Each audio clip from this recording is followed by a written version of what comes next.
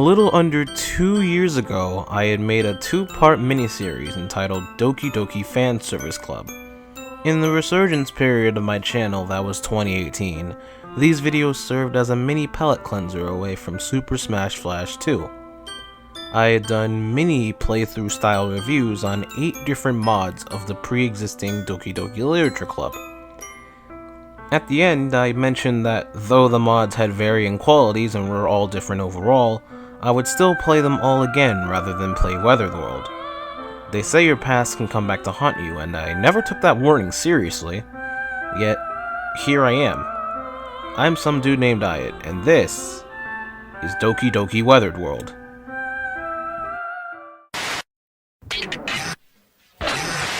The following broadcast has been created by SomeDudeNamedAyat. So, why'd I avoid talking about this for 2 years? Well, when the DDLC mod community was still growing, this mod had been the first actual bad mod to come out for its time. It felt like a wolf in sheep's clothing, a red herring in a sea of blue fish, a Democrat in Wyoming. It was an oddity that would influence the DDLC modding community for the longest time without many people even knowing it. And this would be thanks to one former community member known as Astronova.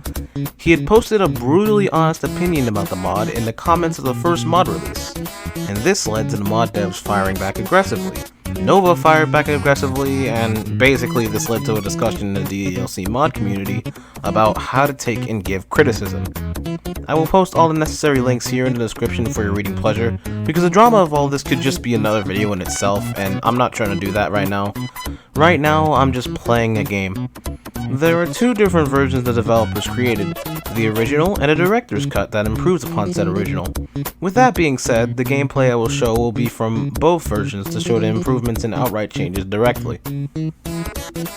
Right away from the main menu, I can tell the story is going for a more bleak aesthetic.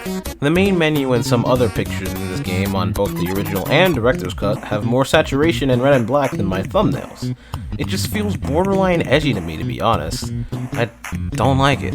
Like, take a look at this picture of Sayori with her eyes out, and it's just all red and black, and it just, I don't know, it kind of reminds me of a Sonic.exe game.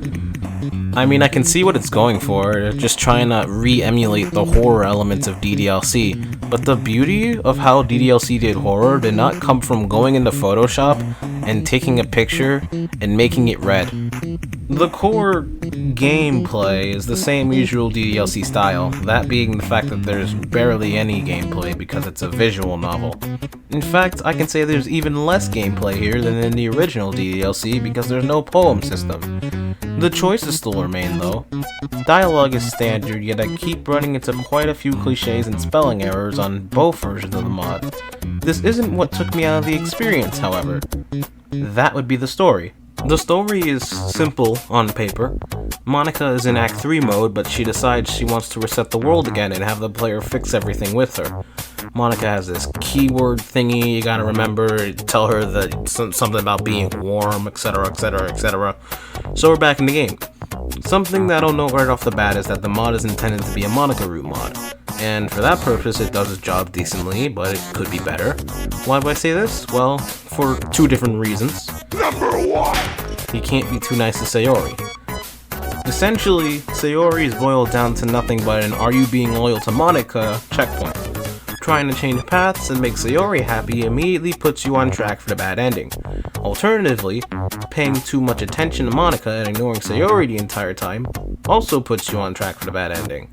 You have to be mindful of how you treat Sayori, but also make sure you solidify that you're in love with Monika. Conceptually, I'm okay with this idea. Even with it being a Monika-focused mod, being mindful of Sayori because of her suicidal tendencies is a smart move. My main problem here is that getting the good ending involves selectively ignoring Sayori until like one specific choice in the game that just magically keeps her happy forever. It just feels lazy and contrived, but I guess it is better than what happened to Yuri and Natsuki. Number 2. Every other character does not exist. With the way the mod is scripted, Yuri and Natsuki might as well be renamed to Cardboard Cutout and Cardboard Cutout with Implants. It would feel weird to have a mod without them, sure, but the mod likes to think that those two along with Sayori are important, and we have to save them or something, yet we never do. We metaphorically keep them in this, like, bubble that they're unable to escape from. It's like the old world. It's oddly akin to this like one scene in Life is Strange episode 5 where Max is going through all her old memories again, but like in a creepy way, and she's stuck in this snow globe. This game sticks so clear to the Monika route that everyone else except for maybe Sayori could have been replaced by anybody, and the game would not feel completely different from a mechanical standpoint. Considering I've briefly mentioned the bad ending already, let's discuss it. The main antagonist of this game is complicated. In the original version, I think it was the third eye taking over the vessel of the MC player model, otherwise known as the vessel the player uses to interact with the girls in game. This is modified in a director's cut to just be the MC. MC's involvement in this story is weird because it's established within the lore of the story that MC has access to the console and these like god powers, but that doesn't make sense since this game is going off the original story where MC didn't have any of that because he was a blank slate. In the original version, I could say that the third eye gave MC these powers, but due to the third eye not being ever mentioned in the director's cut, it just leaves me asking a bunch of questions as to how MC gained these powers in the first place. Regardless, in the original mod, an error happens and the fun value is changed?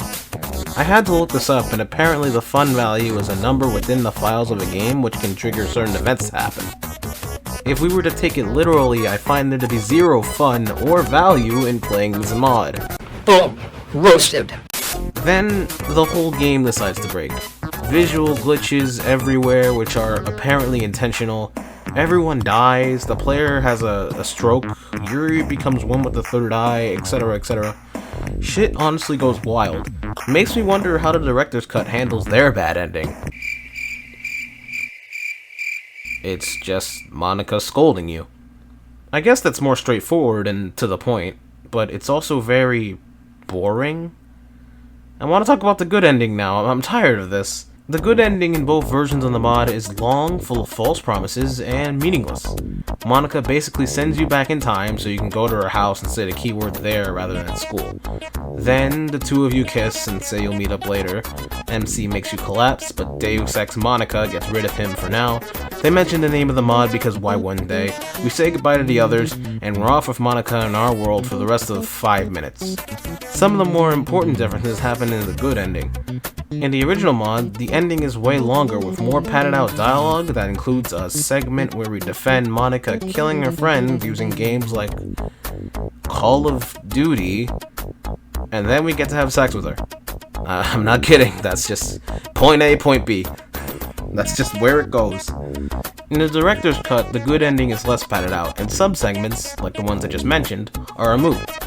MC is also added in, I think, to try and make me feel bad for Monika and the player by ruining their world, but I don't think it worked for me.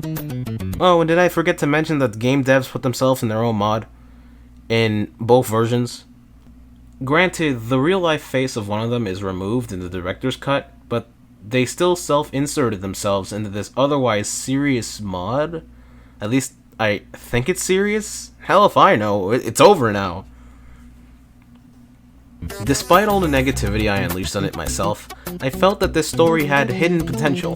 This could have been a short, decent Monika root story that allowed the player and Monika to be happy together forever. What we got though was a lackluster story with some unappealing pictures, confusing dialogue with spelling errors sprinkled in, and an experience that, in my opinion, makes me feel like I wasted 2 hours of my life, with an adding 3 more because I had to play both versions of the same thing. I have so many questions left over too, like, why does MC have all this power all of a sudden? Who is the we that heard Monika's request to make the Weathered world? How did we save Sayori, Yuri, and Natsuki?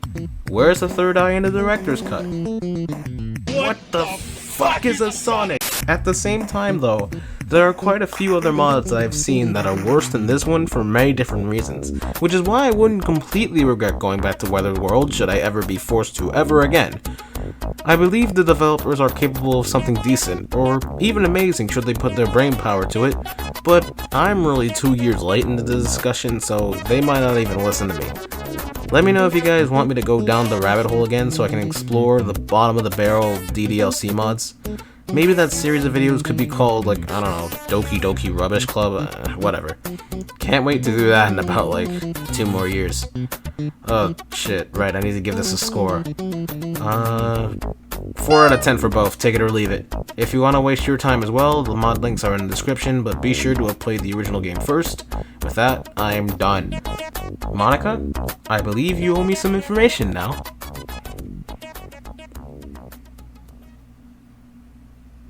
Wait, but you said... Oh, God damn it! The preceding content has been created by some dude named Ayat.